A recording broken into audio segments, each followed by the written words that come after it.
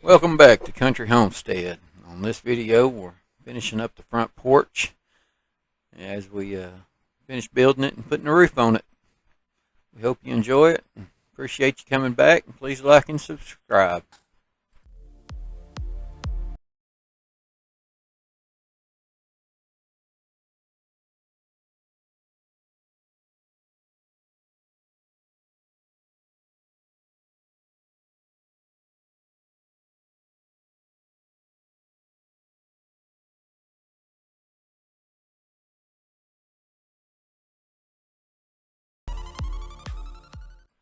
Here we're going to use that treatment where we put the tire on the end of the post that makes ground contact. Then we'll wrap it in a bag just to keep it from, coming off and get her packed in that hole. And then you're gonna see us use the water level again. We'll get the water level and we'll get the measurement off of the bubble to the porch where the beam is that's already there, and then we'll cut that post that we're putting in to at the right level. That water level, I tell you, it is handy. Yeah, you can do anything.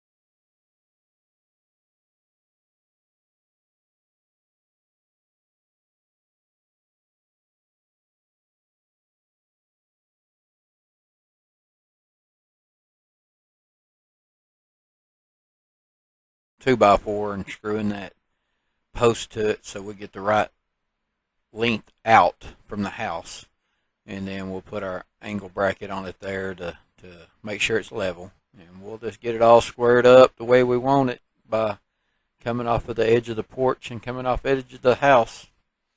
It's pretty easy once you get all your measurements down. Just make sure it's in the hole right and then pack her down.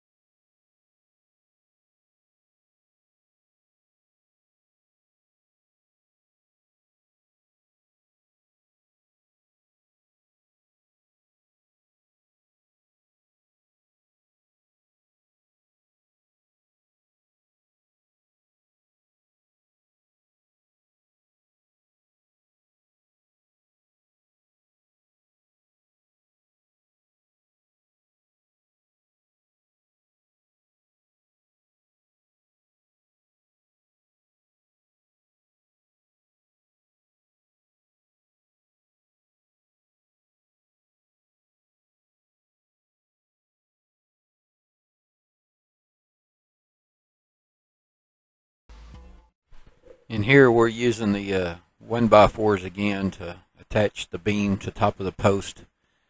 As soon as we get a chance, we're going to make our metal plates, and we'll use lag bolts to get all of it secure. And then we'll also put 4x4 posts in there at angle brackets, and we'll get them screwed in. But we just ain't had a chance to do it.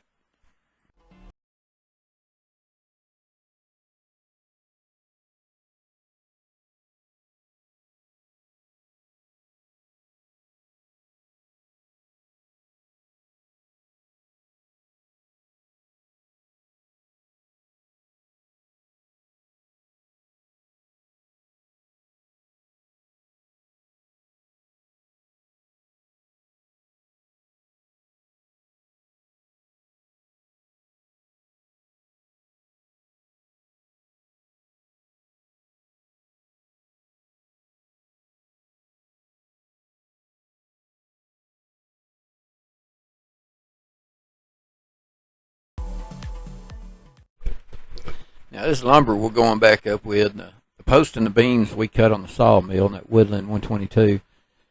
Now a bunch of the rafters are old rafters that we pulled off when we tore the porches down from the house when we got the house.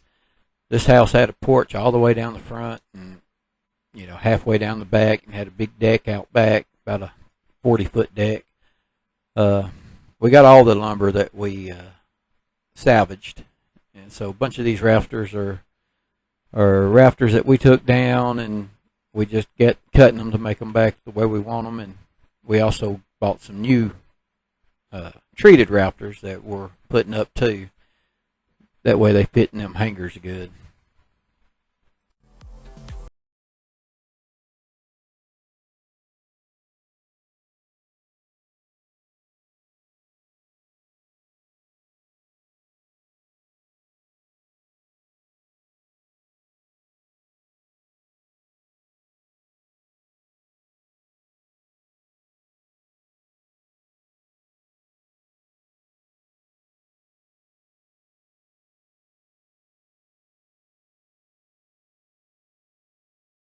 Here you can see me and my wife start hanging the rafters up there.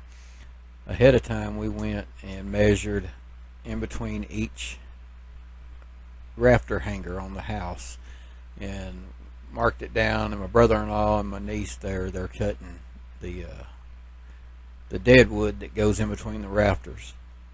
So he'll get all of them cut up, and me and my wife will put them in the hangers, and then we'll nail in that dead wood in there to space it out, so they're all evenly spaced all the way down.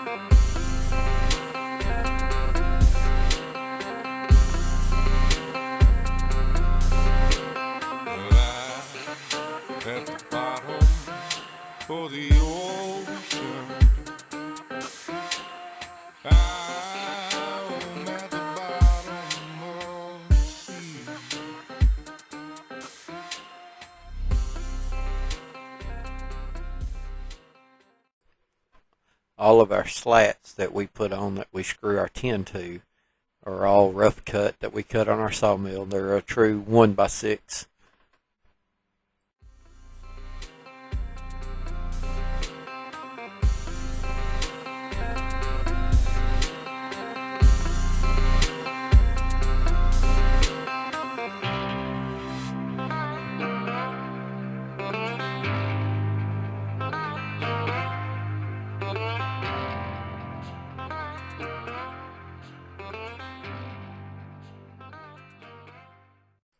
Here what they're doing is truing up one end of the 1x6, and they're cutting them off so it's a good square cut.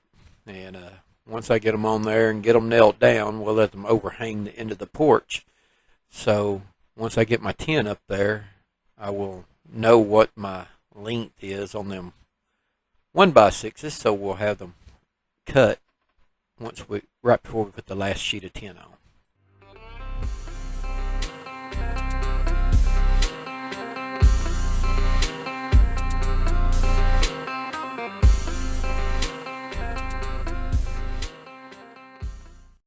Here we're just popping a straight line on the end of the rafter tails, so I can come back and cut all the ends off to make them flush so we can put our fascia board on.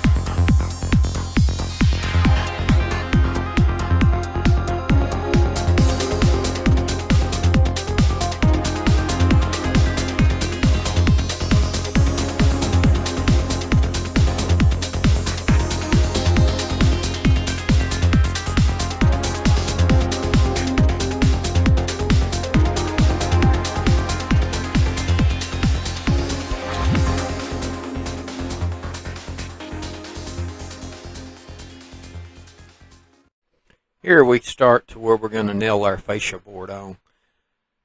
And my wife holds up one end and I start at where the two meet from the porch.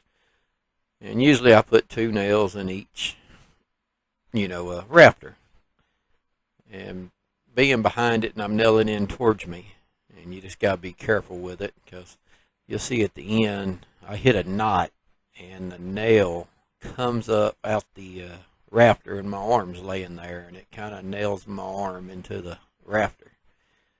And it didn't really hurt that bad. It just poked in there about a 1/2 inch and I pulled my arm back. But you just got to be careful when you're nailing into stuff because them nails, they don't care if it's your skin or your board. It's going to nail it no matter what.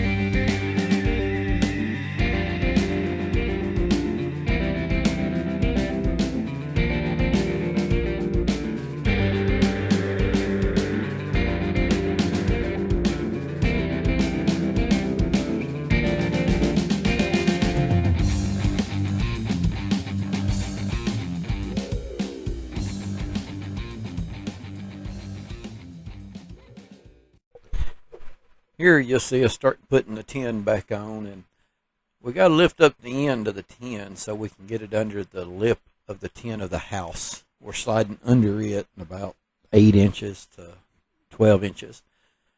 So that's why you see the end of the tin up in the air all the time. We're up there trying to get it underneath the house part of it.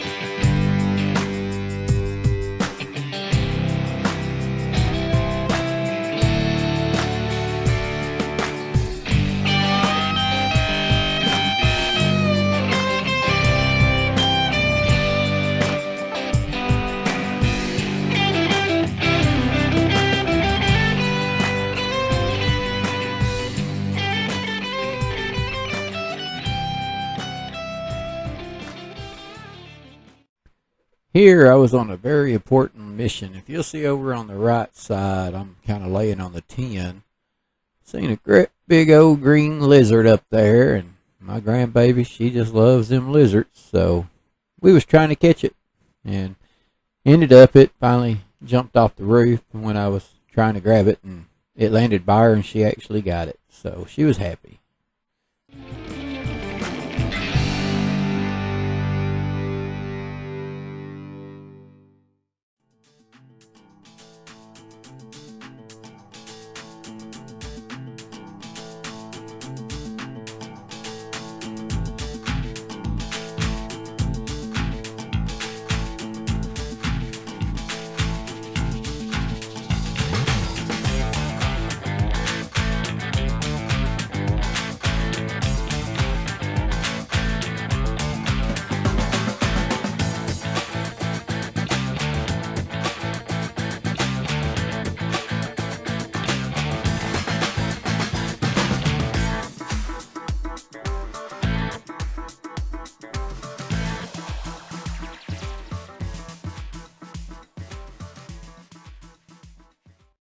Now you can see we're going to lay this last sheet of tin down, and what I do, I just scribe a line on top of the 1x6s at the edge of the tin, and then I will lay down, and once we move the tin, I'll lay down on there, and I will measure the house side where they put the tin on it and get the measurements where the board stopped, and I make this one the same, so when you look down the edge of the house, it all looks the same.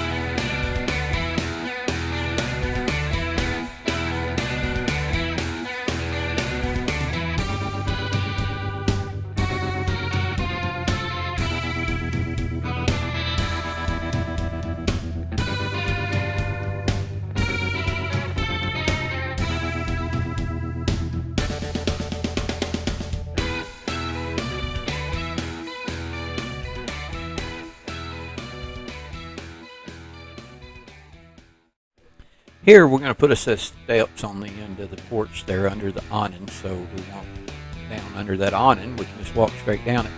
Later on, there will be a deck that goes all the way to the end of the porch, the end of the house, but just right now we got more stuff to build, and we're just going to put a set of stairs on it and, go from there.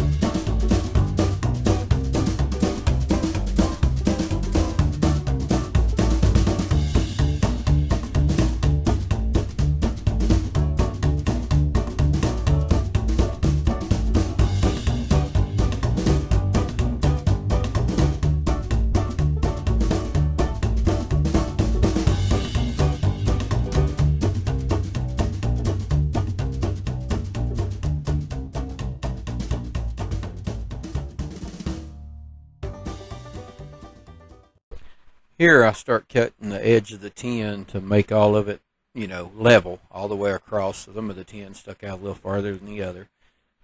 Right there I'm using the 4-foot level. I popped a chalk string and I'm using it just to get me a good mark with a Sharpie up there. And then I will use my DeWalt angle grinder. It's a 4.5-inch heavy duty grinder with a cutting disc. And it really cuts the tin real good. It'll take a good smooth cut. I think I used 4 cutting disc going across that. And, there's probably I cut about 6 sheets of 10 altogether.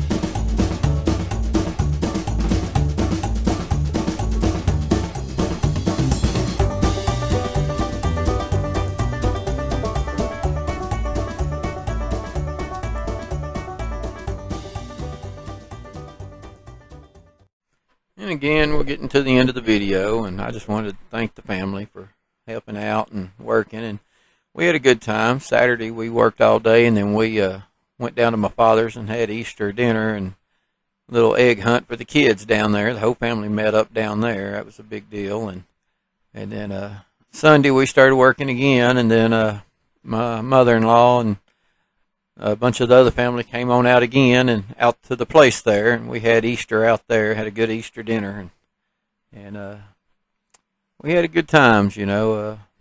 We really enjoy it out there at the homestead, and it's coming together.